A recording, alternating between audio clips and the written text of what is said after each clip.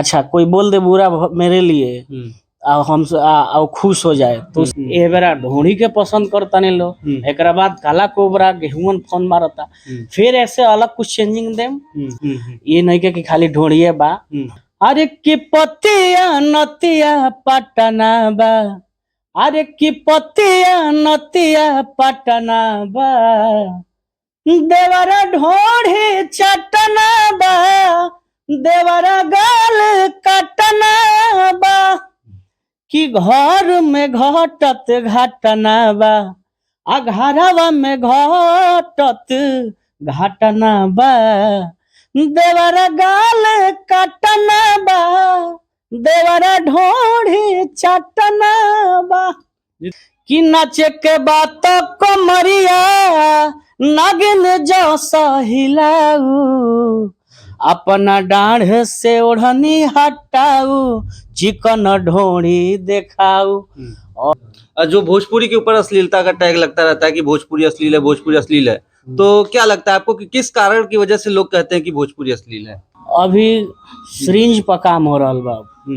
जैसे कैटेगरी हम बताए तो अभी सिरिंज का एक गाना आ रहा है।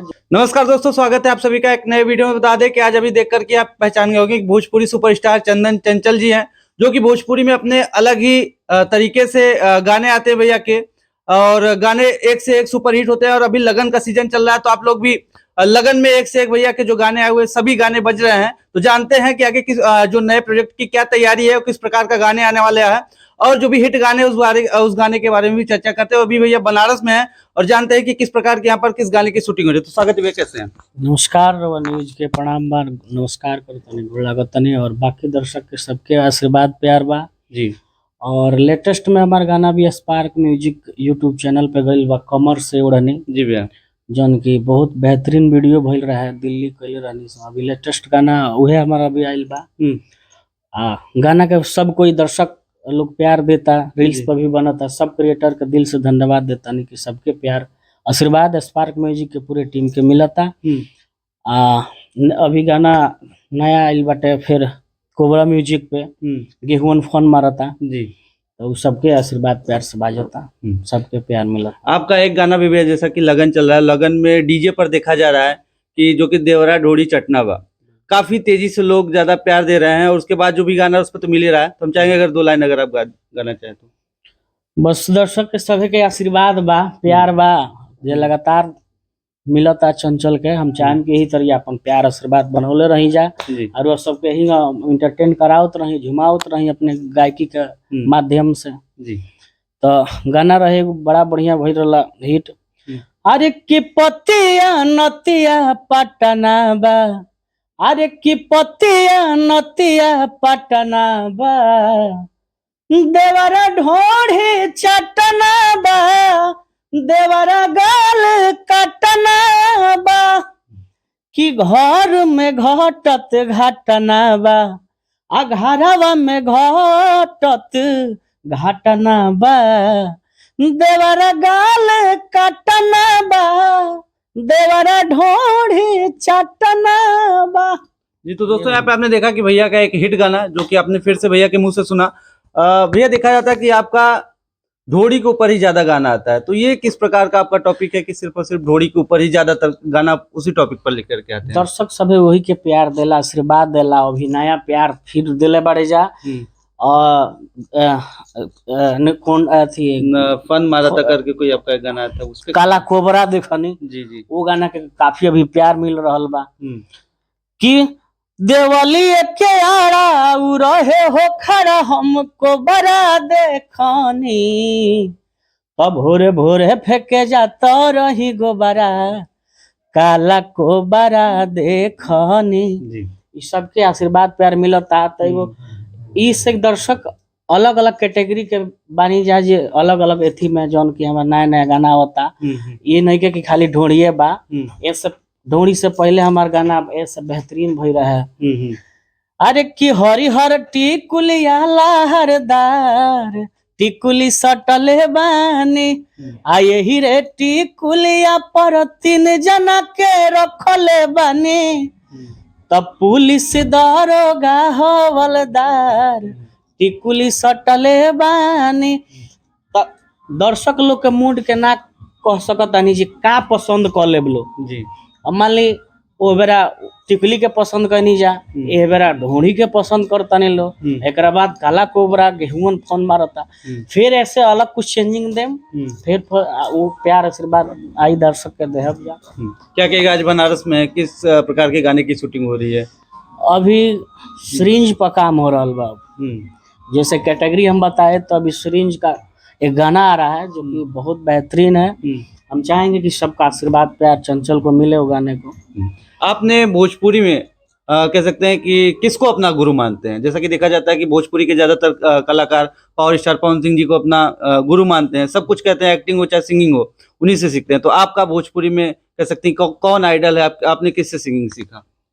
सिंगिंग तो हम देखिए के गौनी बानी सभे कोई के, सब गार्जियन बानी लो। पवन भैया हमार गार्जियन बानी, खेसारी भैया, सब लोग हमार सबसे आदरणीय बा। वहाँ के आशीर्वाद हमारा मिलत रहेला जब भी जानी, सबके प्रेम आशीर्वाद भाई के तरह, छोट भाई की तरह हमारा के देनी जा वहाँ पे। क्या कहेगा भोजपुरी का पहला गाना 1 बिलियन हेलो कौन, जो कि भोजपुरी के रॉकस्टार रितेश पांडे जी ने ये इतिहास रचा, और अभी आप बनारस में शूटिंग सेट पर भी हैं और आज उस गाने का इवेंट भी है, उस गाने के बारे में तो क्या कहेगा कि आप उस इवेंट में जाने वाले हैं या नहीं जाने वाले हैं? क्या तैयारी है आपको लेकर? उस इवेंट के बारे में क्या बताइएगा? एगो तो भोजपुरी के गर्व के बात बा जे बड़े भैया रितेश पांडे जी के ई गाना जौन की हेलो कौन बा, एक अलग छवि ले आइल बा भोजपुरी में। भोजपुरी के खातिर बहुत बड़ा महत्वपूर्ण बा। और इवेंट के जहाँ तक ले बात बा तो हम जाए शूटिंग पर बानी, शूटिंग से छोड़ के आधा घंटा 1 घंटा खाती जाए, मगर जाम इवेंट में। आपका ये जो गाना आपने बताया था कि स्पार्क म्यूजिक से आया था, शायद कमर के ओढ़नी, तो अगर हम चाहेंगे 2 लाइन अगर आप सुनाना चाहें तो? कमर के ओढ़नी के टाइटल बड़ा बढ़िया रहे, जो कि स्पार्क पर रहे, वीडियो बड़ा मस्त बन रहा जी। तो गाना हमार जौन की आइल बा नायका स्पार्क म्यूजिक पर, जौन की बहुत बेहतरीन बा। और एक बार कहे दर्शकों से हम अनुरोध करम कि एक बार स्पार्क म्यूजिक पर जाई रह सबे, वीडियो देखिए और गाना के सुनी। हमें खुशी भी गौले बाड़ी, डुएट में बहुत अच्छा गौले बाड़ी। हमार लाइन रहे कि नाचे के बात कमरिया नागिन जैसा हिलाऊ, अपना डाढ़ से ओढ़नी हटाऊ, चिकन ढोड़ी देखाऊ। और ये स्पार्क पे उपलब्ध बा, आप सब जाइए वो चैनल पे जाके गाना के प्यार दी, आशीर्वाद। अच्छा, और कोई बड़े गाने की तैयारी जो कि लग रहा हो कि नहीं कि आने के बाद एकदम बूम मचाने वाला है मार्केट में, ऐसा कोई तैयारी? बिल्कुल, नेक्स्ट प्रोजेक्ट हमारा आ रहा बा स्पार्क पे, तो इनसे बेहतरीन और बड़ा हो। क्या कहेगा जिस प्रकार से आपके गाने आते हैं, कमेंट्स में देखा जाता है कि आपके ऊपर गलत तरीके का भी कमेंट आता है, सही भी आता है गलत भी आता है, तो आलोचकों के लिए क्या कहेगा जिस प्रकार से आपकी आलोचना भी मार्केट में होती रहती है? अच्छा, गलत सही सब जेकर जौन सोच, हम तो आज तक ले कमेंट ना देखी ले, ना हम वो बुरा ना मानी ले, जरा दिल में जो ना जो बोल देला हम अपना एक्सेप्ट कर लेते हैं।